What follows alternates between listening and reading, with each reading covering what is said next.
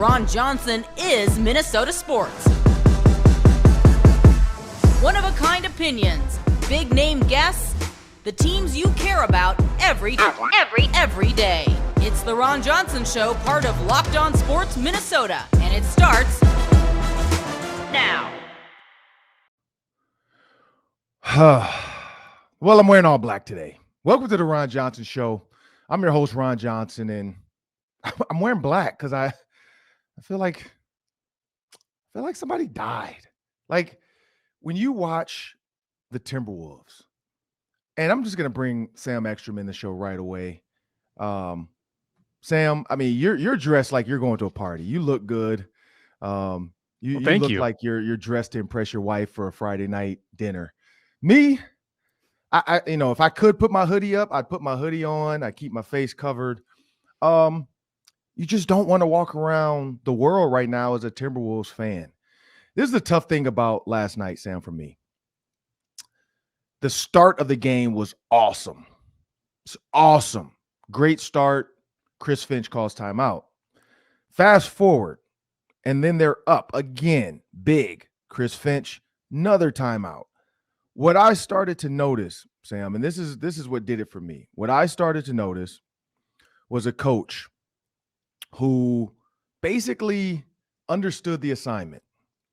He understood what to do in key moments of the game. He understood that you look at Ja Morant and what was going on, the early foul trouble. And we talked about this yesterday. We talked about if Karl-Anthony Towns ends up in foul trouble, what do you do? I said flagrant 2 because I felt like I didn't know this was going to happen. This is not one of my predictions. But I felt like if it was going to happen, they need to learn how to play without him. I will admit, I was wrong about the Grizzlies. They learned to play without Ja Morant in the season. And I think that was the key last night. They've had to play without Ja before. They've won games and done really well when he was out completely. So when he was in early foul trouble and they had to sit him for a little bit, there was no panic in the team. Like the Suns, I think they're going to panic a little bit. We'll see if Chris Paul can kind of keep it together.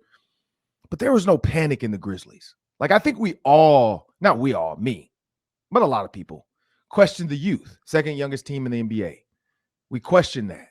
Timberwolves, though, sixth youngest team in the NBA and a young coach or new coach. When you think about the 47-21, Chris Finch uses another timeout. Or no, sorry, not Chris Finch. The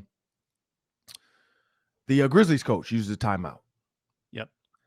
So he used an early timeout. He used a timeout at 47-21. After 47-21, this is where you kind of felt it taking a turn. So this is the thing about timeouts. You have to keep using them until you feel like your team is mentally in or they're doing what they're supposed to do. After that timeout, you had Jaren Jackson get an and one after Anthony Edwards fires up a 3 for no reason. He could have drove to the hole. He fired it up early. And then Naz Reid takes a 3-point shot and misses. 34% three-point shooter on the season. Yes, he's 66% in the playoffs, but it doesn't matter. You're not the guy. You're not that guy. You don't throw up a 3 right now. We're up. I get it. We're up. And it's like that's what happens in pickup basketball. Guys get up 11-1, playing the 17 or playing the 13, and random guys on your team that aren't good, that did not get you that lead, start taking shots they shouldn't take. That's what started happening. Some ill-advised shots, some lackadaisical plays. Then 47-28, Timberwolves miss their last 5 shots at that point. They had missed 5 shots, 47-28. Well, then we know what happens. The Grizzlies claw back. They go to the second half. They get another lead. I think it was like 62-83. And then all of a sudden it's 86-85 with 5 minutes to go in the fourth quarter. At no point did Chris Finch think to call a timeout to slow his guys down, to slow the other team down, to talk them through and say, hey, we need to just burn some clock. We need to take some shots within the last, Kevin Durant, that thing. ISO ball Anthony Edwards, forced them to do something, or whoever's hot. I mean, Anthony Edwards was moving the ball well. You had I mean, this was a game where I've said D'Angelo Russell was actually going for his. Pat Beverly early on was absolutely a menace on the offensive side. And then it kind of disappeared, I guess you'll say. I mean, when you look at down the stretch, to finish with 14 points, to me, that's not enough shots. That's not enough. Like, they were kind of giving him, like, if somebody's going to beat us, let's let Pat Bev beat us. He was doing it early. Like, he was getting it done. A little bit too much celebration with the little, I know that's his thing. Over celebrate, makes a dunk. He's tapping the top of his head like he dunked on somebody. For me, I just don't understand. Charles Barkley saying they were a dumb team. Like, he roasted them. They're a dumb team. They're this. That's probably why. Like, there were some ill-advised things that happened. If you're up that big, you slow the game down in the third quarter. You take the air out the stadium and out the ball. You slow it down. They have a 20-point deficit. I mean, I didn't do the math, and I should have. But if you take it down to 24 seconds, and they then have to come down and spend another 12 to 15 seconds, you're talking about 40-ish seconds for them to beat you, or at least come back. If you're trying to limit them to one possession per minute, like if you just hold on to the ball and just reduce the number of possessions, it was going to be hard for them to catch up. And by the way, the Timberwolves are still allowed to score in that stretch too. It 21-0 run, Ron. I mean, I'm sick to my stomach still the day after. I've not recovered from this, but Chris Finch doesn't call timeout. And I think that's egregious, honestly, like a little bit of coaching malpractice there, because what do you do if you're getting a 21-0 run against you? You need to start attacking again. The Timberwolves were hunting threes. They were doing heat checks. Like early on, they were not judicious at all about their shot selection. I mean, they felt like we've got this in the bag. We're just going to go for these bombs, try to get the crowd revved up. Well, then the lead starts shrinking and they kept hunting the threes. You know what I need in those situations? I need Edwards to be the alpha dog. Correct. Too much on ball Beverly. Beverly was dribble driving way too much for my taste. Cat was in over his head. I need Edwards to stabilize in those moments, because Vanderbilt's not going to score for you. McDaniels is not going to score for you. And I think we're seeing that even though the Wolves have a nice core, kind of a big three plus Beasley, they don't have the depth like the Grizzlies. You can get support from Jackson, Kyle Anderson, Dylan Brooks, Desmond Bane, Tyus Jones. That's aside from John Morant. There's just a lot of guys, Brandon Clark, a lot of guys can give you a lift. The Timberwolves don't have that many guys that can really give them that lift. So I need Edwards to be that guy. And I didn't feel like he really ever wanted to take control to stabilize that team. Russell was the only one who had his head on straight, I felt like, and that wasn't enough. Yeah, and here you go. This is the thing. John Morant only had 16 points. So when I always talk about you got to match star for star, well, their star that night was Desmond Bane. He was feeling it. John Morant wasn't in as much. Desmond Bane got going just like he's done when John Morant didn't play, him and Dylan Brooks. But third quarter, 47 seconds to go, 62-83. You're up 21. Fourth quarter, 6:56, 86-85. So my point is, you could take off about 6 to 7 minutes of time in the game with nothing scored on your end and them hitting all twos. The likelihood of you missing 10 shots, now they did miss 5, so it could happen, but the likelihood of them missing 10 shots, the Grizzlies exactly getting it down to 15 seconds, forcing the issue, them making every shot, it's highly unlikely. That's why when you're up 21, you should go into the fourth quarter. So with 47 seconds, there should only be one shot in there. They get one shot, you get one shot. That's 48 seconds. So going into the fourth quarter, you should either be up by 23 or down by about 17-18. That's it. Like, you take the air out of the game. So then when the fourth quarter starts and you have this huge 20-point or 18-point lead, now you can do the same thing. You can slow it down and force them to be overdo it. Because when the coach knows, okay, hey, they're not trying to score right now. They're not trying to push it. They are trying to take the air out of the stadium. We have to push the tempo.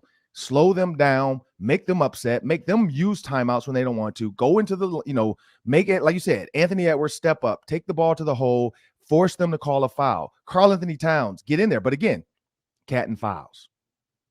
Like, that's the problem. He had more fouls than he had shots on goal. Like, that can't happen. That's the problem, is when you're the last three, the play-in game, the other playoff game before that when they lost, and then this past playoff game, he had more fouls in all three in big moments than he did shots on goal. That cannot happen. That can't happen next game. If that happens again, they're going to lose. And now the Grizzlies kind of feel it. They're feeling confident. They're tweeting out. Like, they're making a mockery of what's going on. Ja Morant went straight to Twitter after the game. And that's the problem. But coming up next, we'll have my friend JT Brown, NHL, former pro, now works for the Seattle Kraken. And the Kraken, we know, are playing the Wild today. So this should be a good one. Stick around. Coming up next. Welcome back to the Ron Johnson Show. I'm your host, Ron Johnson. And, of course, joining us is JT Brown. His dad was a former Viking. I think he went to Eastview High School, if I'm not mistaken. And so for those that remember his dad back in the old days with the Vikings running back, JT took another route. He went to the ice. JT made a great career playing hockey, but now he works for the Seattle Kraken. He's a color commentary analyst. JT, let's jump into this, man. The Kraken and the expansion team struggling at the bottom. How do they improve? Like, I mean, I know I've been told they have five. Sam told me they have 5 Wild players or 4 Wild players. So Ryan Donato, Victor Rask, Marcus Johansson, and Carson Soucy. So you have all those former Wild players on the team. Is that going to be the recipe? They need to grab some more Wild players because we know Fiala might be out there eventually. Is that going to be the recipe, or is this just the early team hasn't really gelled yet? Well, first, thanks for having me on, and I'll go just a quick correction. Rosemount, right next to you. Oh, Rosemount, okay. I couldn't let that one slide. I had to say Rosemount. Eastview, little battles back and forth, but. As we're talking about the Seattle Kraken, obviously, you'd like to be at a better position than where they are. But if you look at the tail of the first half of the season versus the second half of the season, they've definitely made, some strides and improvements, post trade deadline. I think the biggest thing is building for the future. And yes, there's a couple of guys who have played for the Wild on the team, but in this moment, I think if you're just looking at their roster, it's built for more of the future. If you look at all of the draft picks that they were able to pick up, especially trading guys away at the deadline, whether that's Giordano, Yarncroke, you had Johansson was traded at the deadline too. There was multiple pieces moved, and looking at, I believe it's 33 picks in the next 3 years. So they're definitely building. There's options for them moving forward. But again, I think it's a little bit of a fairy tale, right? Because Vegas, when they came in, they made it all the way to the finals, and it just wasn't in the cards this year. I think it's definitely a little bit too.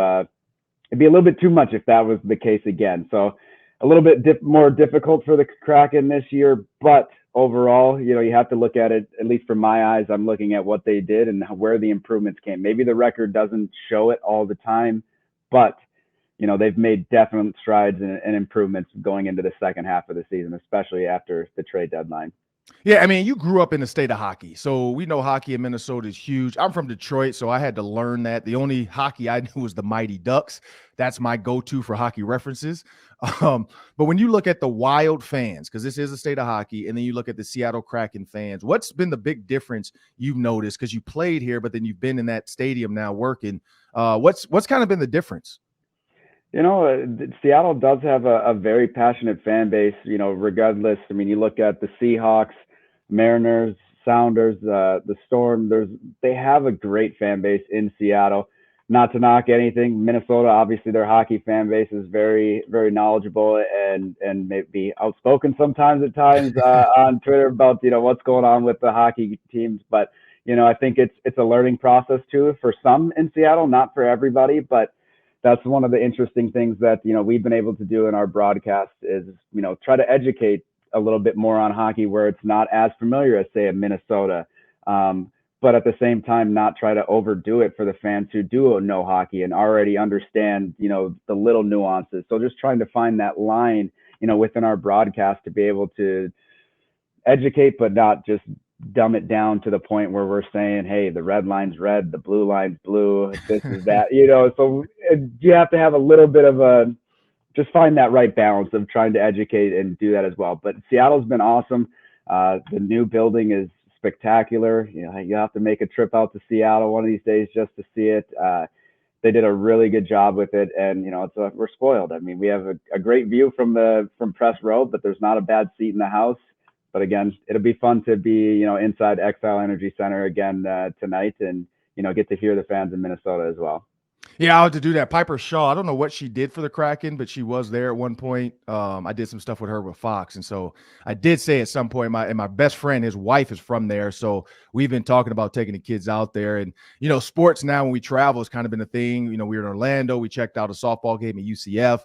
We were in Phoenix. We went to the Suns game. So, I'm going to have to throw that one on the list of things to do because my kids haven't done a hockey game yet. So that might be not sure because now playoffs coming up. Not sure if we'll be able to get them into a Wild game, but I know that's next up. But when we're talking about you mentioned hockey Twitter.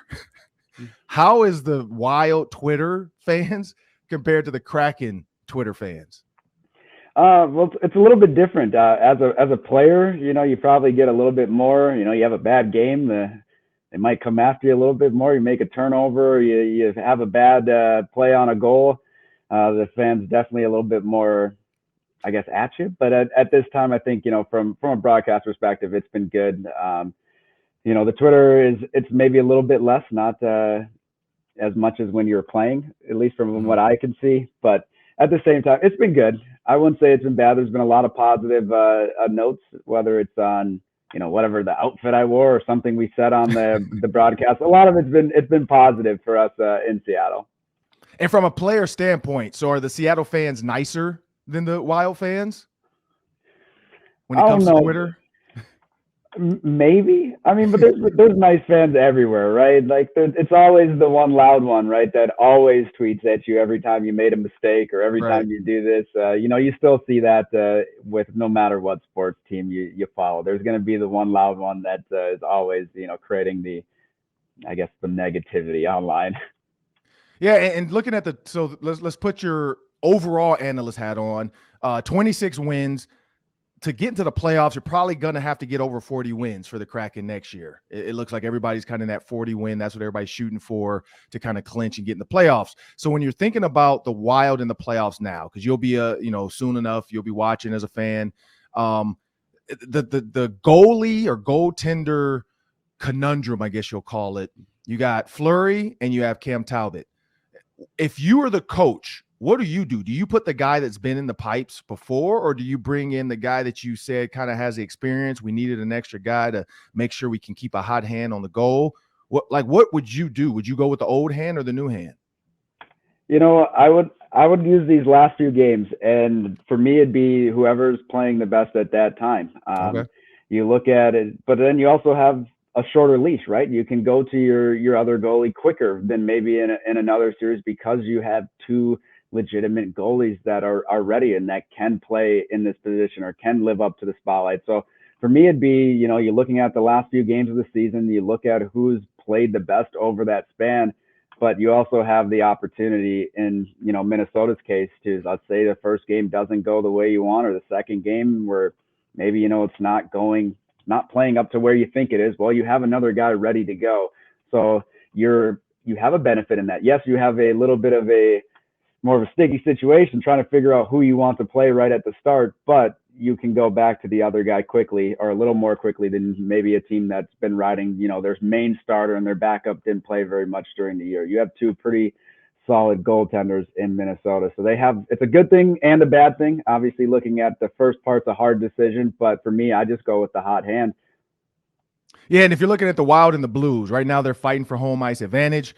So this Kraken game is actually, these next few are important. What does Seattle have to do to win this game? I think the big thing would be, one, you got to stay out of the box. That's an easy one, right? Penalties. It's hard to play when you're on the penalty kill. Seattle's been good on the penalty kill as of late, but if you take too many penalties, that just takes away from your offense as well. But I think the biggest thing for Seattle is starting on time. And, that's getting out to not necessarily getting a lead or, scoring in the beginning of the game, but just showing up on time. You can't get yourself into a hole. Seattle hasn't shown enough times throughout the year to have enough scoring to come back in a lot of games. So they need to play from the start. And I think that's where sometimes they've got themselves into a little trouble is, you get down a couple goals early in the first, and now you're playing with, you haven't won as many games. You don't have the 30 goal scorer, the 60 to 100. I mean, how many people have 100 points right now in the NHL? That's not on Seattle's roster. So you have to kind of work as a committee and work together. And it all comes from, not starting from behind. And if you look at the records, it's not very good when you're down after one, definitely not good down after two for Seattle. So I think you have to play to your strengths and just continue to outwork teams. Going to be a hard task. Minnesota is definitely a hard-working club as well, has the skill and the goaltending. So I think, again, you just have to play within your structure, within your game, and try to start on time. And last one, you've always been an advocate for minorities in hockey. It's an expensive sport. I grew up in Detroit. We didn't play it in Detroit, at least in my high school. We did in the city of Detroit. We don't have a city hockey team. It's the suburban teams that have them. What's that been like now, continuing in that, trying to get more minorities to get into the sport of hockey, being able to help pay for things that they can't afford to do to get on the ice? I mean, it's been good. And I think that's one of the big draws for Seattle as a club and organization, wanting to, switch over into this role, retire and become, part of this team, on the other side. But, just their commitment to diversity, whether that's, growing the game in Seattle or, having a person like myself on the TV side, or Everett Fitzhugh, who we were able to call, the first all-black television broadcast for an NHL team. I think that just we go around our office in Seattle and you see so many different, backgrounds, women involved. There's just so much. It's a melting pot of people coming in, and I think that was a big part for me. But that's always going to be on the forefront of my mind. Obviously, as a player, the biggest thing was trying to get people to play, and now I get to see the other side and how many other opportunities within the game of hockey, even if it's not playing, right? Like yes, we want everybody to be able to play and get to the highest level at some point, but there's great opportunities, whether it's broadcast, it's marketing, it's social. There's so many different areas within the game. So now my scope has gone from just hockey to kind of how do we incorporate everything and get more people, of different backgrounds, excited about this game of hockey. And, that's been a fun thing for me to kind of see both sides of it now. Yeah. Well, I want to thank you, JT, for joining me on the Ron Johnson Show. Good luck tonight on the call. Everybody, please go follow JT on Twitter if you like. Be nice now. He's not playing for the Wild. He's just a hockey fan, and he's a worker of the Seattle Kraken. Big time at that. That'll do it for JT and Ron on the Ron Johnson Show. Up next, the Daily 3. That's 3 questions, 3 minutes. Welcome back to the Ron Johnson Show. And now it's time for the Daily 3. That's 3 questions, 3 minutes. Take it away, Sam. The Wolves are back in the playoffs, Ron, so I think we're seeing what that fan base can be at its best. Obviously, the Wild are red hot. Those fans are on fire as well. So we really get a good comparison between the two after the Wolves have been down in the dumps for so long. Which fan base are you taking, the Wild or the Wolves? Well, the Wild fans have not been let down yet. I hope not at all. Like, they haven't been let down. If they can clinch home ice, that'll help them out as well. But they haven't been let down the way the Timberwolves fans have been. The Timberwolves fans, it was great to see the start of the game where the fans did exactly what D'Angelo Russell asked for early in the season. Stand up until we make our first basket. Grizzlies. Now, imagine being a Grizzlies fan and you had to stand up until they made their first basket. It was like 8-0. Or 11-0 actually, or 12-0. It was 12-0 before they got their first basket. So that you would have been on your feet a long time. Even the people sitting on the bench side on the court, they were sitting. I don't know if they were Grizzlies fans because they were right on bench, floor seats or what, but they should have been standing as well. I'm going to give it to the Wild fans because I just want to see what the Timberwolves fans are going to look like in this next game? Are they going to come in there defeated? Everybody was there early. People were there for warm-ups. The atmosphere was great early. Karl-Anthony Towns drank the Kool-Aid too fast with his comment about, oh, we're in Minnesota now. Like, and then Ja threw it right back in his face on Twitter. Like, you gotta slow down. Like, I'm starting to, like, the Lavelle E. Neal in me is coming out. Like, they're starting to celebrate some stuff way too soon. Energy and momentum is key, but you gotta chill out until you win. Rest, relax. Like, after you win, then say, yeah, I told y'all we in Minnesota now, and then carry that into game 4. Well, now you just blew 2 20-point leads, and now you have to show up and try to muster up the energy. The Grizzlies, if they're down 30, they're not phased right now. They know the Timberwolves can give it back to them in bunches. And so I'm going to go with the Wild fans. I think the Wild fans right now are just going to be a little bit more energized, and they're just going to be in the moment a little bit more. But that's just me. That's me heartbroken one day after the loss, a huge loss like that. Like, I was, again, the whole time I'm like, man, if you have this big of a lead, it's their game. It's over. And then I'm like, what is going on? So, yeah, I'm going with the Wild fans. Yeah, I'd go Wild too. I think that there's a very passionate Wolves fan base, and they've been in hibernation for like 20 years. And I think that place is rocking when it's good, but also it takes a lot to sell out that building. Yeah. And the Wild sell out pretty much every game, and they have for many years. So I think that there's still a better foundation with that Wild team. And they've also given the fans way more to cheer about. So I totally get it. Next question, Chet Holmgren from Minnehaha Academy, and of course the Gonzaga Bulldogs. He is going to the NBA after 1 year at Gonzaga. How is Chet going to translate to the National Basketball Association? Well, I mean, you look at today's NBA, he's not going to be a banger. Like, we know that. He's going to be a 7-foot unicorn. He's going to have to develop a three. Like, he can shoot it, but he's not like, it's not the thing where people are scared when he gets the ball at the top of the key. You know, he's not, I mean, and Karl-Anthony Towns doesn't do that either, but he makes the shots. But he's not the greatest big man shooter in the history of the NBA. Like, Chet, in my opinion, is going to be a slasher. He's long. He can handle the ball. Not like KD, but he can handle the ball. I see him having to go to a team like a Warriors, a team that's going to move the ball, a team that doesn't require a post player, a team that can use his size. Because when you have 3 shooters like Jordan Poole, Steph Curry, and Klay Thompson, and you have Draymond Green as your bully, you throw Chet in there, and not say he's going to go to the Warriors. They don't have a high enough pick, but you throw Chet in there, and he's able to just have space because those guys require a ton of people at the top. Same with the pick and roll at the top of the key.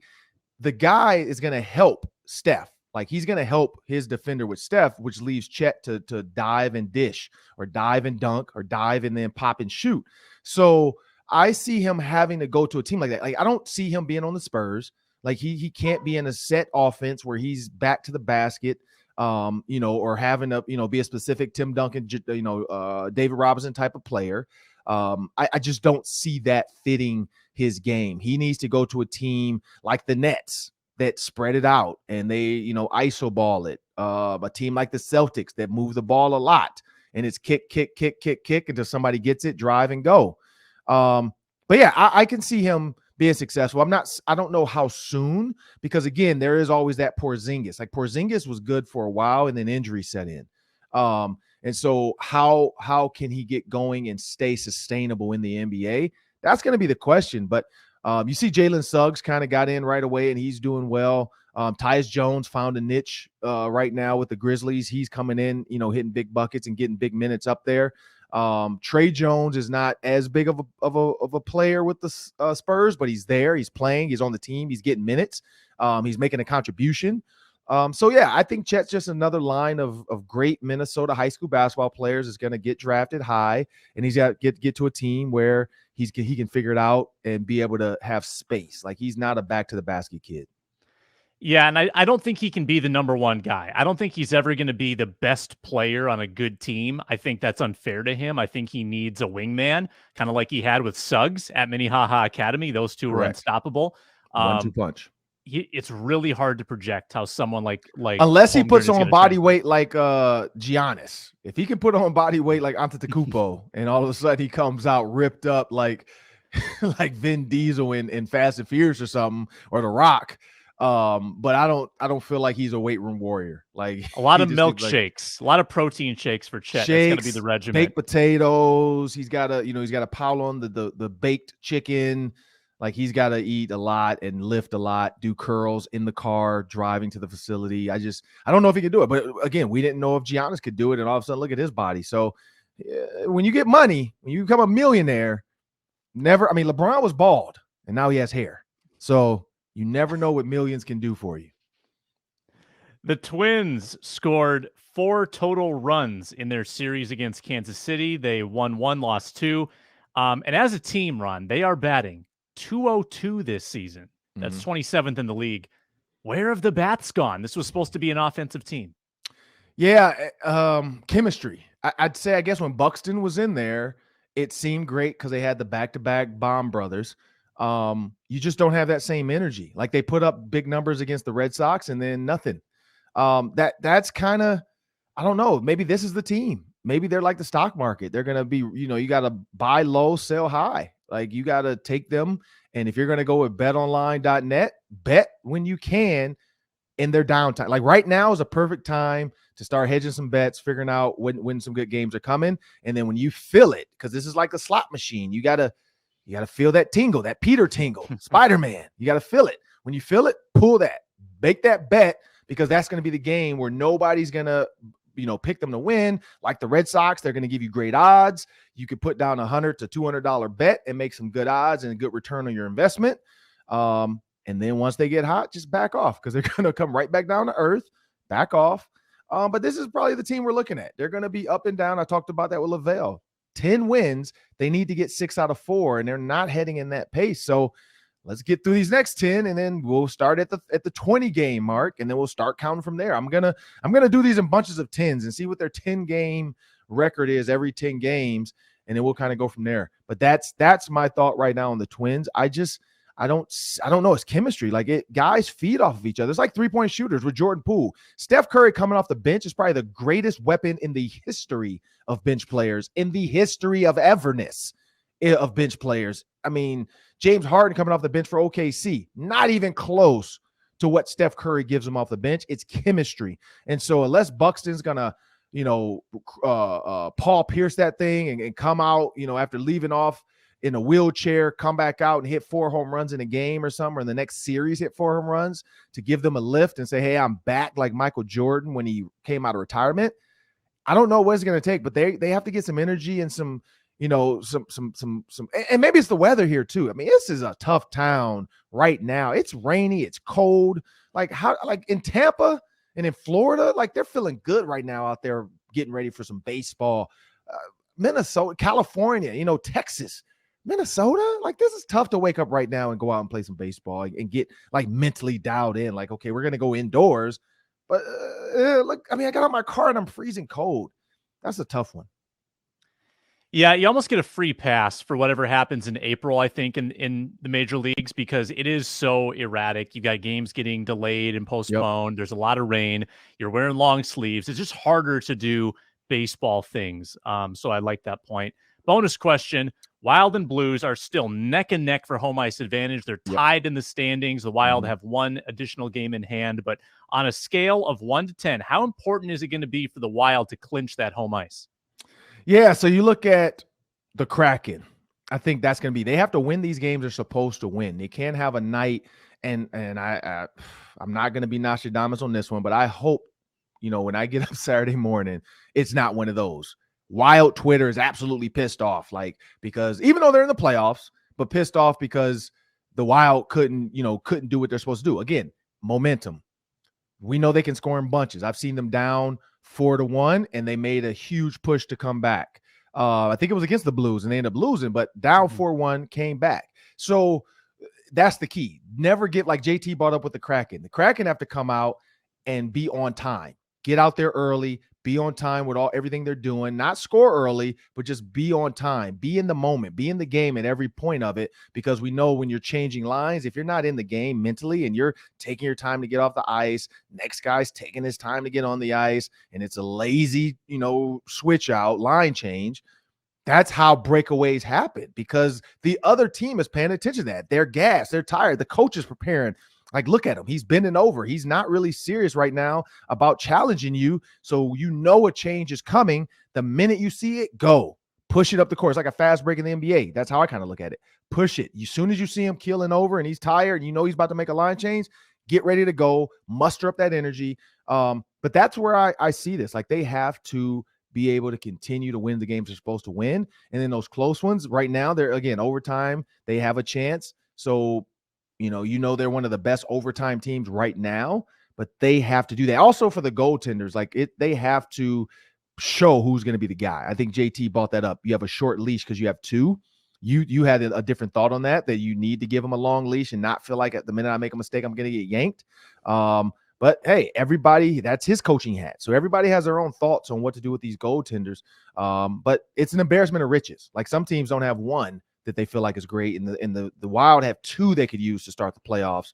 But that's my thought. I think to clinch home ice, they have to win these early ones, really lean on guys, use their weight, get heavy with them, push them, be a bully at points, don't end up in the box though, but still be a bully out there on the ice. I think that's going to be the key. Yeah, I think it's 8 out of 10. I think if there's a game 7 against the Blues, you want that at XL Energy Center, where they have an absurdly good record. I think they're 11-0-1 in their last 12 at home. So and like we were saying at home ice, you gave me those stats: 28-7-2 for the Wild, 26-9-5. So both are good at home. So yeah, you definitely want that home ice, because 28 wins at home compared to 7 losses. That's a big deal, and that's no travel. Like, having to travel on a game 7 is hard. People act like because you're, at $1 million sport, $1 billion owner, that it's an easy process to get on a plane and go. It is easy, but it's still taxing. You're still tired. You're still sitting up in the air. You still have swell, because if you just had an injury or your ankles are sore, that flight could, create swelling in your knees and your joints. And that's when you see guys are scratched. They're not skating in pre-skate, and then all of a sudden, so-and-so's not going. He can't get the swelling out of his knee because he banged into the deal, and then he flew, and the inflammation, we just can't get it under control. There's little things like that happen all the time. That's why, basketball, that's why we were hoping the Timberwolves could have won game 3 and 4 so that they can close it out at home in 6. Because now if you lose this next one and you go back, it's probably over in Memphis in 5. Like, it's probably Grizzlies in 5. But yeah, for the Wild, you want home ice. Well, that'll do it for the Ron Johnson Show. I'm your host, Ron Johnson. That's Sam Ekstrom. We want to thank you for joining us. Please go back and watch all the shows this week. We had some great guests, some great content. We had some new segments added. Please subscribe on YouTube. Also, you can download and listen wherever you get your podcasts. Thank you and have a great day.